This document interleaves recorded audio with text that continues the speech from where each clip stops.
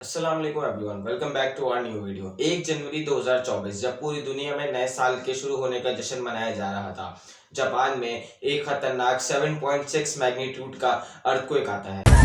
And in western Japan, scenes of devastation are emerging after a 7.6 magnitude quake shook the country, killing dozens of people. ये earthquake इकलौता नहीं था, इसके साथ साथ कई छोटे बड़े अर्थक्वेक इसके एकदम बाद देखने को मिले। टोटल में 155 से ज्यादा अर्थक्वेक्स सिर्फ एक दिन के अंदर आए।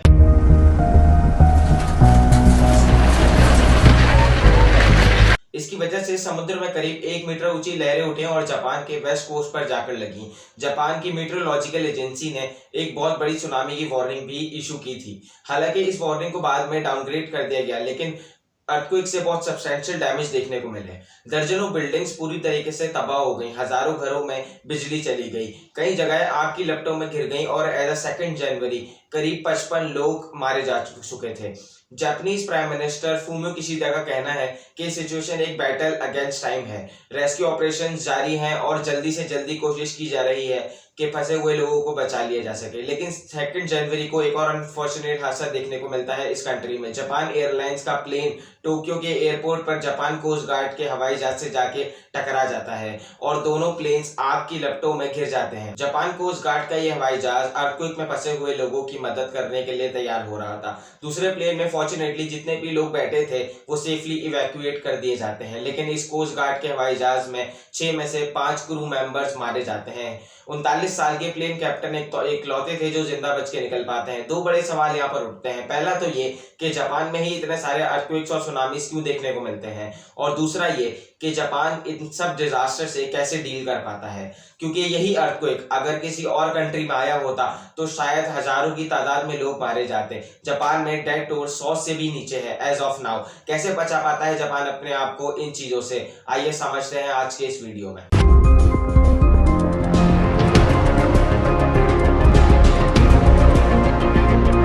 हाल ही में आए इस अर्थक्वेक को 2024 सी ऑफ जापान अर्थक्वेक या नोटो पेनिनसुला अर्थक्वेक का नाम दिया गया है। इसके एग्जैक्ट लोकेशन आप यहाँ स्क्रीन पर देख सकते हैं नक्शे में। जापान में एक नोटो पेनिनसुला का रीजन है। पेनिनसुला क्या होता है ये आपने स्कूल में पढ़ा होगा, कोई भी जमीन जिसके 3 तरफ पानी मौजूद हो। इस अर्थक्वेक का एपिसेंटर यहाँ लोकेटेड था। वेस्ट साइड में मौजूद है सी ऑफ जापान। जापान की कंट्री के ये टोक्यो से करीब 500 किलोमीटर दूर है, लेकिन फिर भी टोक्यो तक इस अर्थक्वेक को फील किया गया है। अब हमारा पहला सवाल जो है कि जापान में ही इतने अर्थक्वेक्स क्यों देखने को मिलते हैं, इसका जवाब भी नक्शे में ही छुपा है। इस नक्शे को देखिए, ये है दुनिया की 16 मेजर टेक्टोनिक प्लेट्स का नक्शा। टेक्टोनिक प्लेट क्या होती हैं? ये जमीन की सबसे आउटर मोस्ट लेयर है जो अर्थ के क्रस्ट और अपर पार्ट ऑफ मेटल से बनती है। जमीन के कोर में मौजूद जो हीट जनरेट हो रही है उसी वजह से कन्वेक्शन करंट्स निकलते हैं, जिसकी वजह से एक टेक्टोनिक प्लेट आहिस्ता आहिस्ता हिलती रहती हैं। तो ये 16 मेन टेक्टोनिक प्लेट्स हैं जो बहुत आहिस्ता आहिस्ता मूव करती रहती हैं साल भर साल। जब ये एक दूसरे से टकराती हैं तो अर्थक्वेक्स देखने को मिलते हैं। तो जो कंट्री, जो एरियाज दुनिया के इन टेक्टोनिक प्लेट्स के बाउंड्रीज पर लाई करते हैं वहां सबसे ज्यादा अर्थक्वेक्स देखने को मिलते हैं। और जापान कंट्री की खास बात यह है कि वो एक ऐसी जगह पर सिचुएटेड है जहां पर 4 अलग अलग टेक्टोनिक प्लेट्स एक दूसरे से मिल रही हैं।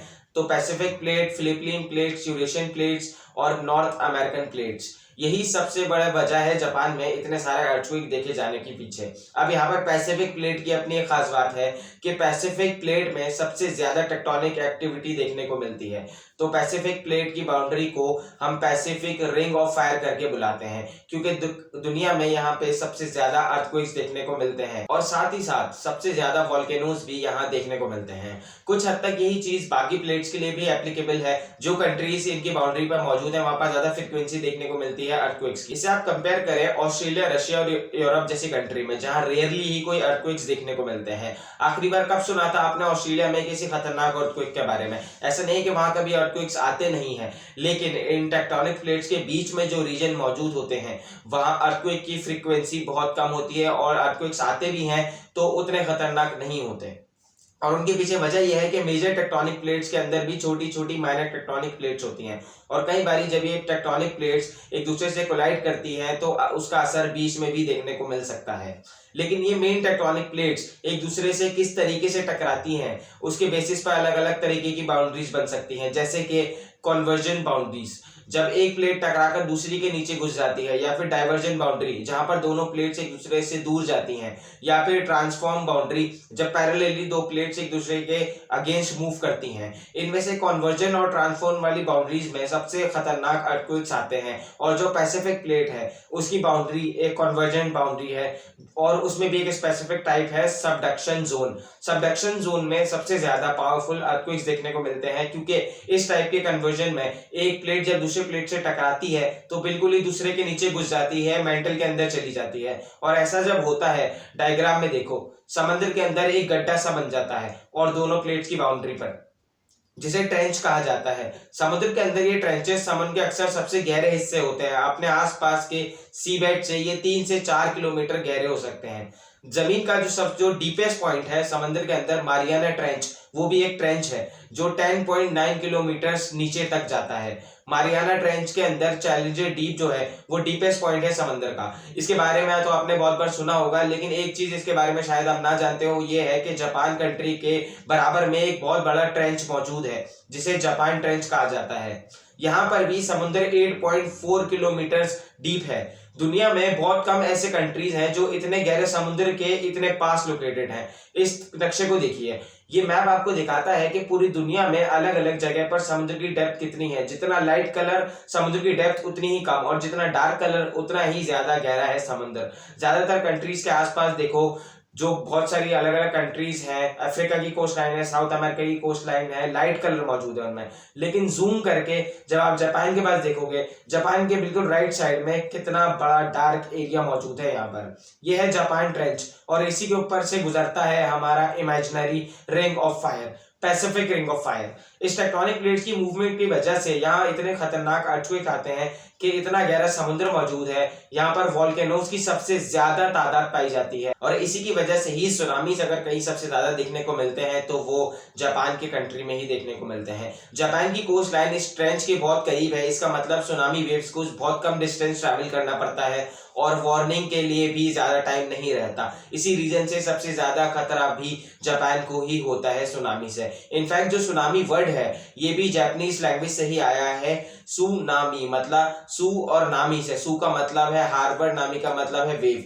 यानी हार्बर वेव्स। हार्बर का मतलब है, बाकी उर्दू में जो होता है उसका मतलब है बंदरगाह। क्योंकि जापान में इतने सुनामीज देखने को मिले, जापान की सुनामी की खबरें जब दुनिया भर में फैली तो ये सुनामी वर्ड पॉपुलर हो गया, और वहीं से ही लोगों ने इसे इस्तेमाल करना शुरू कर दिया। दुनिया के अप्रोक्सीमेटली 90% अर्थक्वेक्स इस पैसिफिक रिंग ऑफ फायर में ही होते हैं, और अप्रोक्सीमेटली 75% एक्टिव वोल्केनोज भी यहीं पाए जाते हैं। अब क्योंकि यहाँ की ज्योग्राफी ही ऐसी है, तो हिस्ट्री में यहाँ पर जापान का कंट्री डेंजर जोन में ही रहा है, लेकिन शायद इसी की वजह से ही जापान सबसे आगे भी रहा है अर्थक्वेक्स और सुनामीज के डिजास्टर्स के डैमेज को कंट्रोल करने में भी। जापान में बनाई गई बिल्डिंग्स को बड़े strict earthquake proof standard meet करने पड़ते हैं। इनके 3 स्टैंडर्ड्स हैं।